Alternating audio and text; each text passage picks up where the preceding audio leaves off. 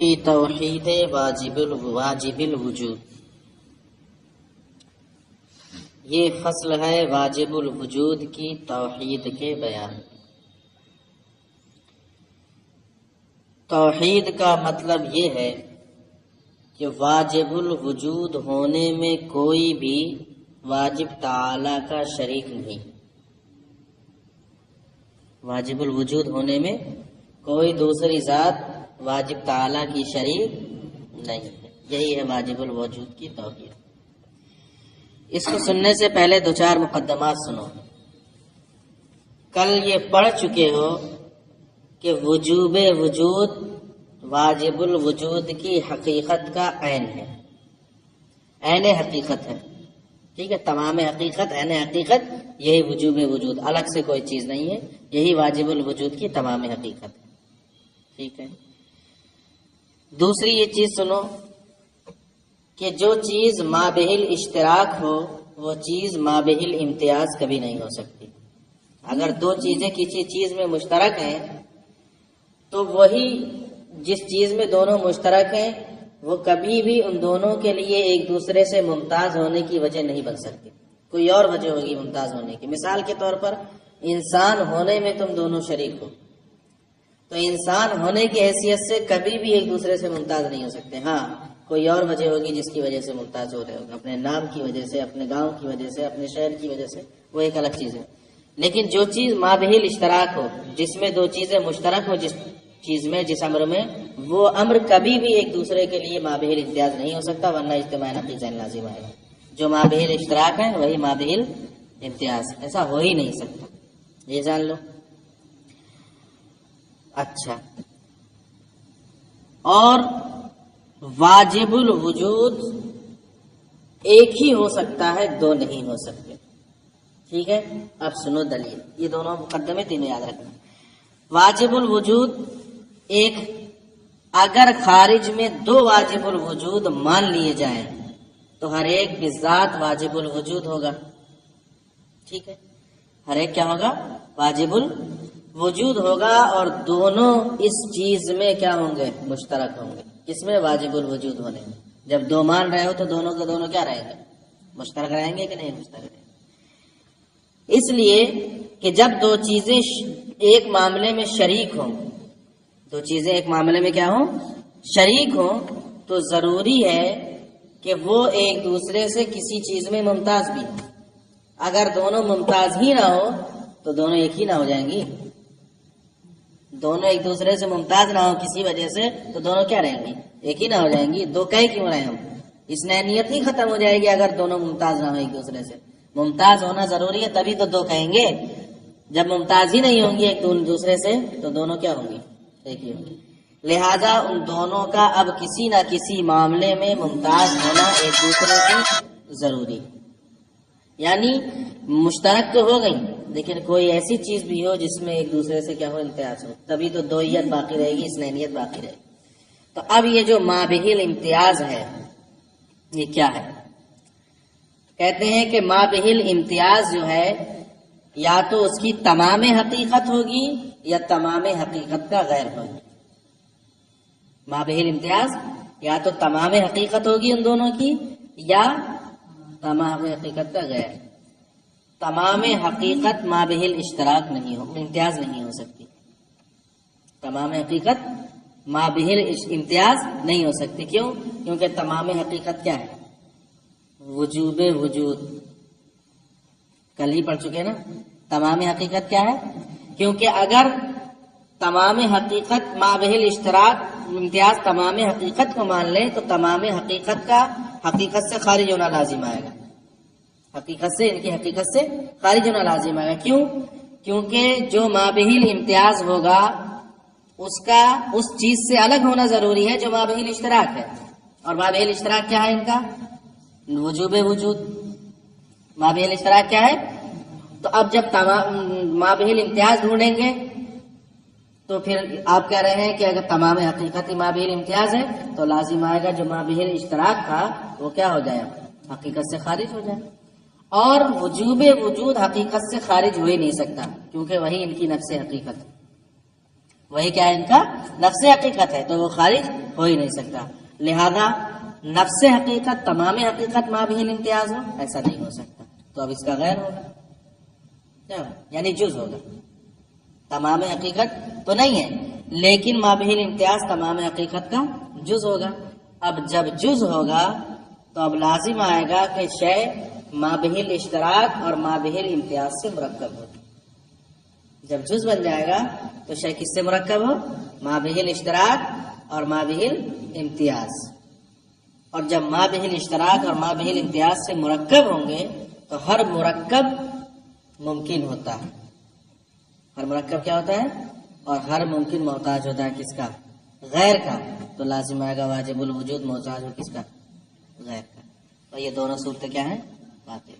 لہذا واجب الوجود دو ہو ہی نہیں سکتے. یہ لازم کیوں آ رہا ہے؟ محال کیوں لازم آ رہا ہے؟ دو ماننے کی وجہ سے. لہذا دو ہوں گے نہیں بلکہ کیا رہے گا؟ ایک ہی رہے گا.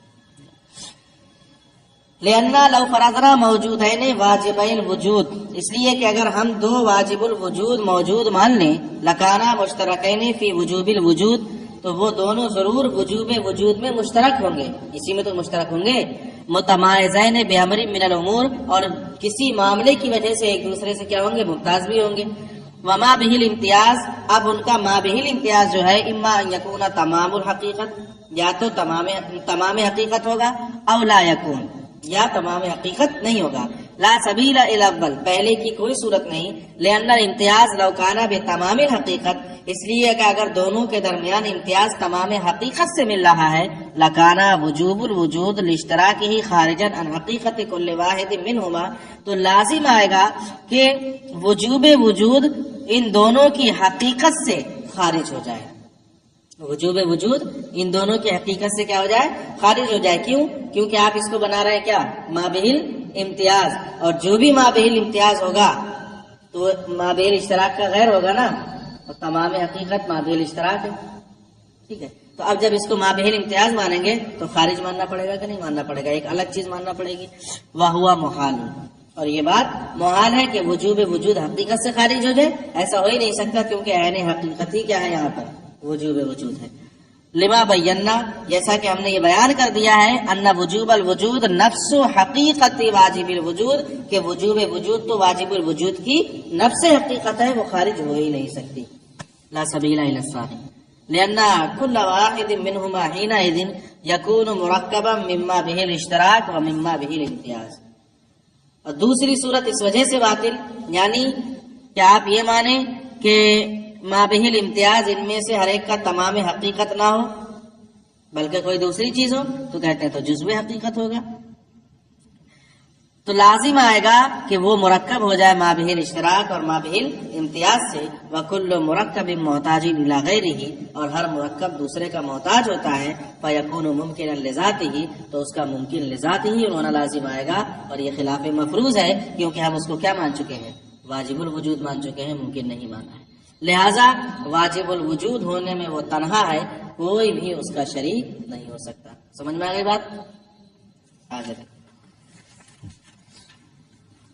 فی ان فصل فی ان الواجب لذاتہ واجب من جمیع جہاتہ، اے لیس لہ حالۃ منتظرۃ. یہ فصل اس بیان میں ہے کہ واجب لذات ہی اپنی جمیع جہات اور صفات کے اعتبار سے واجب ہے. یعنی وہاں پر کوئی ایسی حالت اور صفت نہیں ہے جس کا اس کے لیے انتظار کیا جا رہا، بلکہ جتنی بھی حالتیں اور صفات اس کی ہو سکتی تھیں وہ سب کی سب واجب تعالیٰ کے لیے وجوبی طور پر حاصل ہو چکی. کوئی ایسی حالت نہیں ہے کہ جو اس کو ابھی حاصل نہ ہو، کسی غیر کی وجہ سے حاصل ہوگا، ایسا نہیں ہو سکتا. واجب اپنی جمیع جہات کے اعتبار سے واجب ہے، یعنی کوئی ایسی حالت نہیں جس کا انتظار کیا جاتا ہو. کیوں؟ کیونکہ ان تمام صفات کے حاصل کرنے کے لیے واجب کی ذات کافی ہے. جتنی بھی صفات اس کے لیے تھیں، ہو سکتی تھی، ان سب کو حاصل کرنے کے لیے اس کی ذات کافی ہے. اور جب اس کی ذات کافی ہے تو وہ موجود ہے، لہذا اس کی ساری صفات اس نے کیا کر لی ہیں؟ خود ہی حاصل کر لی ہیں، اس کے پاس موجود ہے. اب کوئی ایسی صفت، کوئی ایسی حالت نہیں جو اس کو حاصل نہ ہو اور کسی اور کی وجہ سے حاصل. بلکہ اس کی ذات کی وجہ سے کیا ہے حاصل ہو چکی ہے. لہذا جب اس کی ذات اس معاملے میں کافی ہے کہ اس کی تمام صفات اس کی ذات ہی سے حاصل ہو جائے تو جتنی صفات اس کو حاصل ہو سکتی تھی وہ سب کی سب وجوبی طور پر کیا ہو چکی ہیں حاصل ہو چکی ہیں. اب اس کی دلیل آگے دیں گے. لأن ذاتہ کافیۃ فیما لہ من الصفات، اس لیے واجب من جمیع جہاتی، کہتے ہیں اس لیے کہ اس کی ذات ان تمام صفات کے لیے کافی ہے جو اس کی ذات کے لیے کا ہونا چاہیے تھی. فیکون واجبا من جمیع جہاتہ، لہذا وہ اپنی تمام جہات کے اعتبار سے کیا رہے گا واجب رہے گا. تو یہ تو معاملہ ہو گیا کہ ان جتنی بھی صفات واجب تعالیٰ کے لیے ہو سکتی ہیں ان تمام صفات کے حصول میں واجب تعالیٰ کی ذات کافی ہے، اور جب وہ ان تمام صفات کے حصول کے لیے اس کی ذات کافی ہے تو وہ تمام صفتیں واجب تعالیٰ کے لیے واجب ہوں گی، حاصل ہوں گی. اب رہا یہ مقدمہ کہ واجب تعالیٰ کی ذات ہی ان کے حصول کے لیے کافی ہے، اس کی دلیل آپ کو سننا چاہیے. یہی تو کہہ رہے ہیں چونکہ اس کی ذات تمام صفات کے حصول کے لیے کافی ہے، لہذا اس کی تمام صفات اس کے لیے واجب ہے. تو دلیل کس پر دینا ہے کہ واجب تعالیٰ کی ذات اس کی تمام صفات کے لیے کافی ہے. کیوں؟ اس لیے کہ اگر واجب تعالیٰ کی ذات اس کی تمام تر صفات کے حصول کے لیے کافی نہ ہو بلکہ کوئی ایسی صفت ہو جو کسی دوسرے سے حاصل کرنا پڑے، کوئی ایسی صفت اگر ہم مان لیں کہ اس کا حصول کس سے ہو کسی دوسرے سے، یعنی دوسرا موجود ہو تو صفت موجود ہو اور دوسرا نہ ہو تو صفت بھی کیا ہو معدوم ہو، اگر ایسا مانیں گے تب معاملہ ہی الٹا ہو جائے گا. جب کیا ہو جائے گا تو ہمیں یہ ماننا پڑے گا کہ واجب تعالیٰ کی ذات اس کی تمام صفات کے لیے حصول کے لیے کافی ہے. لہذا اگر ایسا نہ مانے تو اس میں کوئی ایسی صفت ہوگی جس کا حصول بذات باری تعالیٰ کے غیر سے ہوگا، اس طور پر کہ وہ غیر موجود ہوگا تو صفت موجود ہوگی اور وہ غیر موجود نہیں ہوگا تو صفت موجود نہیں ہوگی. یعنی وہ غیر اس صفت کے لیے کیا بنے گی علت بنے گی. علت ہوگی تو صفت ہوگی، علت نہیں ہوگی تو صفت بھی نہیں ہوگی. اور جب ایسا ہوگا تو کہتے ہیں تب ہم واجب تعالیٰ کا من حیث ہوا حصول سوچیں گے، اعتبار کریں گے. واجب تعالیٰ کا من حیث ہوا اس کی ذات کے اعتبار سے. اب اس علت کی طرف نظر نہیں کرنا ہے جس کی وجہ سے وہ ایک صفت حاصل ہو رہی ہے یا نہیں ہو رہی ہے، نہیں. جب معاملہ ایسا ہے کہ اس کی کوئی ایک صفت ایسی ہے جس میں اس کی ذات کافی نہیں ہے باری تعالیٰ کی بلکہ دوسرے سے وہ حاصل ہوتی ہے تو کہتے ہیں کہ ہم واجب تعالیٰ کا من حیث ہوا اعتبار کریں گے. یعنی اس غیر جو دوسری صفت ہے دوسری علت ہے ایک صفت کے حاصل ہونے کے لیے اس کا لحاظ نہیں کریں گے. اور پھر ہم کہیں گے کہ اب واجب تعالیٰ من حیث ہوا اپنی ذات کے اعتبار سے موجود ہوگا تو واجب نہیں ہو پائے گا، واجب نہیں ہو پائے گا. کیوں؟ اس لیے کہ اگر وہ موجود ہو رہا ہے من حیث ہوا تو اس صفت کے ساتھ موجود ہوگا یا اس صفت کے بغیر موجود ہوگا. اگر صفت کے ساتھ موجود ہو رہا ہے تو لازم آئے گا کہ جو صفت ابھی حاصل نہیں تھی اس کے ساتھ موجود ہو رہا ہے تو لازم آئے گا کہ وہ غیر جو اس صفت کے حصول کے لیے علت بن رہا تھا وہ اس کی علت نہ ہو، کیونکہ یہ صفت تو خود واجب تعالیٰ سے ہی حاصل ہو گئی نا.